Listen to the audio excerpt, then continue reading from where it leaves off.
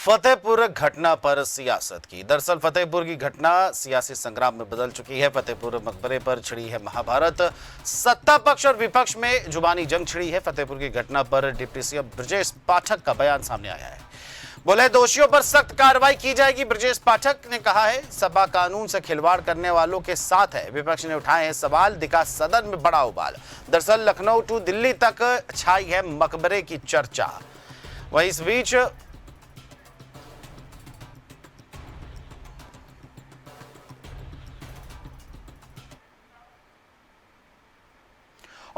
बीच फतेहपुर की घटना पर सत्ता पक्ष और विपक्ष का क्या कुछ कहना है वो भी आपको सुना देते हैं। फतेहपुर में एक मकबरा था। उस मकबरे पर कब्जा करने के लिए 7 दिन पहले से ऐलान किया गया। आपको पूरी बात पहले जानकारी देंगे तब वो लेके रखेंगे ना। आपको पहले जानकारी देते तो अरे मैं अभी जल्दी कहा है तो कहा वो जानकारी उनके पास होगी। सरकार को कल से माहौल चल रहा है। मैंने खुद पूछा था गृह सचिव से, उन्होंने बताया साहब वो एक संगठित ढंग से एक पार्टी के नेता ने ऐलान किया कि यह मकबरा हिंदुओं का है, हम इस पर कब्जा करेंगे और भारी संख्या में लोगों को लेकर वहां आए। ये सही है कि पुलिस ने उसकी बैरिकेडिंग की, लेकिन बैरिकेडिंग के बाद जितनी पुलिस की आवश्यकता थी वहां रोकने के लिए वो नहीं था। ये लोग आए और हल्ला करते हुए पुलिस को धक्का मुक्की देकर उसमें घुस गए और तोड़ फोड़ किया। इससे सांप्रदायिक सौहार्द बिगाड़ने की कोशिश भारतीय जनता पार्टी की सरकार कर रही है। ये नहीं चाहती है कि उत्तर प्रदेश में शांत व्यवस्था बनी रहे। ये केवल यही नहीं, मेरे यहाँ एक 2.0 हेक्टेयर में छोटा सा बाजार था और आपके नेता ने जबरदस्ती उसको उजड़वा दिया। तो ये एक परिपाटी चल रही है कि मुस्लिम मदरसों को तोड़ो, मुस्लिम मकबरों को तोड़ो, जिससे सांप्रदायिक सद्भाव बिगड़े और एक पक्षीय राजनीति इनकी चल सके। इसलिए माननीय मैंने इस पर आपके माध्यम से सदन का ध्यान आकृष्ट किया। सरकार के पास कोई बयान हो तो बतावें क्या हो रहा वहां। उनकी घटना जब हुई हमने आपको उसी दिन कहा था कि घटना की जानकारी लेकर के मैं आपके समक्ष आऊंगा।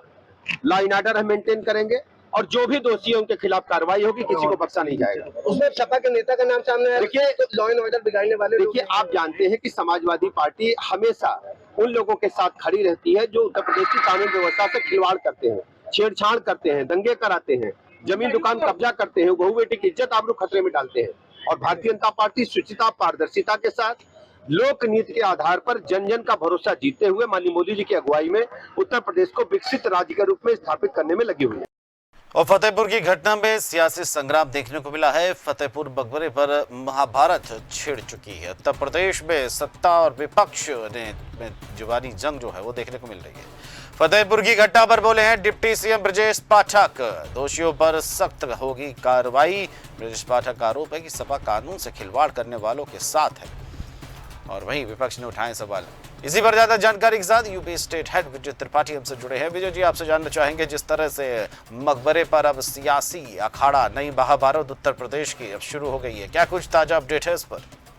देखिए, मकबरे को लेकर बार बार ये कहा जा रहा है कि उत्तर प्रदेश में सियासी घमासान शुरू हो गया। राजनीतिक तौर पर अगर देखा जाए तो कहीं पर भी मकबरे को लेकर सियासी बोल पोल शुरू है, लेकिन हर ओर यही बातें कही जा रही हैं कि ये टाइमिंग गलत था और इस प्रकार की लापरवाही जिला प्रशासन के साथ साथ सरकार को भी झेलनी पड़ रही है और इसमें मौका विपक्ष के हाथ में लगा है। डिप्टी सीएम ने हालांकि इस पर पूरे मामले पर साफ साफ कहा है कि जांच हो रही है, जो भी लोग आरोपी हैं वो गिरफ्तार किए जाएंगे, लेकिन ये गुंजाइश इस बात की रह जाती है कि इसी समय ऐसी घटना क्यों हुई और इस दौरान विपक्ष को एक बड़ा मुद्दा मिला है। ये भी एक बड़ी साजिश का दौर है, लेकिन फिर भी कोशिश ये कर रही है सरकार की किसी तरह पूरे सदन में इस मुद्दे को हटाया जा सके, इससे पीछा छुड़ाया जा सके। लेकिन विपक्ष है कि इसी मुद्दे को लेकर लगातार बार बार सवाल पूछ रहा है और जवाब मांग रहा है, लेकिन सरकार उससे पीछा छुड़ाने के लिए बार बार यही कह रही है कि अभी जांच जारी है, जांच के बाद आरोपियों को गिरफ्तार किया जाएगा और सभी आरोपियों को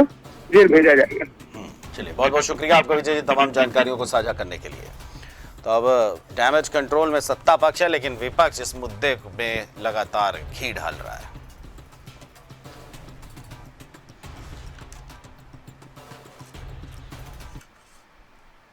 और फतेहपुर जिले में मंदिर मकबरा विवाद को लेकर सियासत अब चरम पर है, जहां सभी राजनीतिक पार्टियां मकबरे में हुए विवाद और तोड़फोड़ को लेकर सरकार को घेरने में लगी है।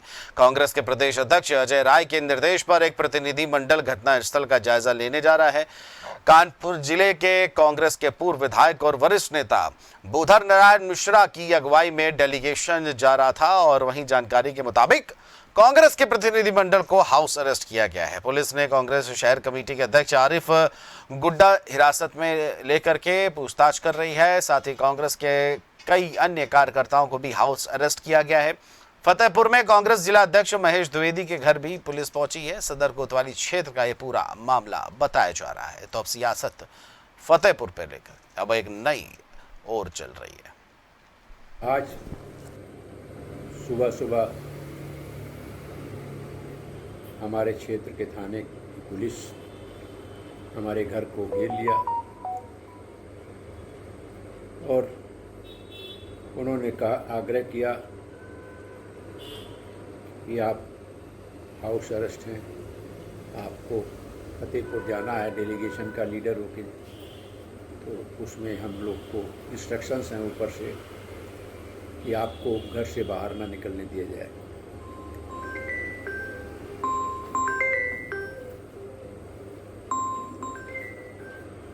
ऐसे में जब हमने बात करी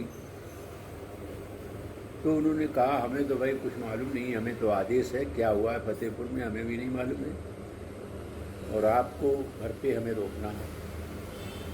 ठीक है, कोई बात नहीं, रोक लिया तो रोक लिया, अब हम रुक गए हैं। लेकिन ये अच्छा नहीं है कि लोकतंत्र में पुलिस के बल पर ये सरकार जो चल रही है, ये अच्छा नहीं है।